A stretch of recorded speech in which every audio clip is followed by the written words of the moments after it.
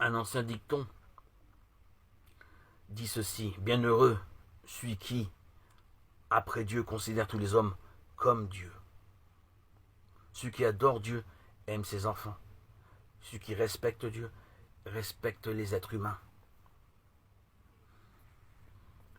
La prière n'est donc pas un calmant pour atténuer les angoisses de la vie.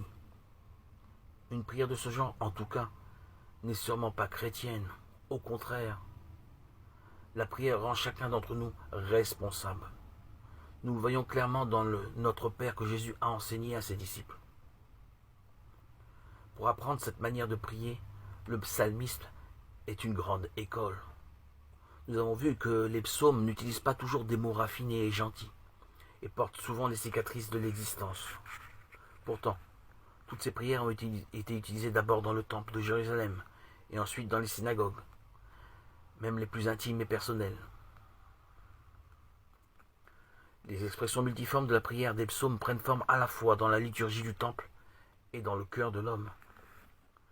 Ainsi, la prière personnelle s'inspire et se nourrit tout d'abord de celle du peuple d'Israël et ensuite de celle du peuple de l'Église. Même les psaumes, à la première personne du singulier qui confie les pensées et les problèmes les plus intimes d'un individu, sont un patrimoine collectif, au point d'être priés par tous et pour tous.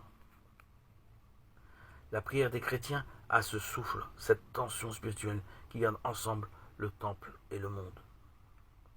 La prière peut commencer dans la pénombre d'une nef, mais ensuite elle termine sa course dans les rues de la ville, et vice-versa.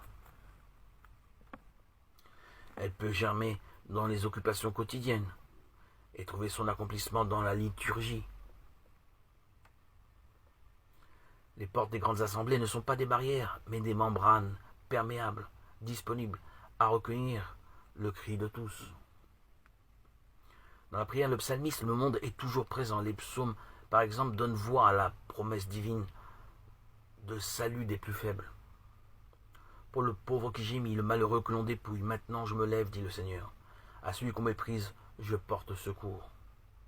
Ou bien, ils avertissent du danger des richesses de ce monde, car l'homme comblé qui n'est pas clairvoyant ressemble au bétail qu'on abat.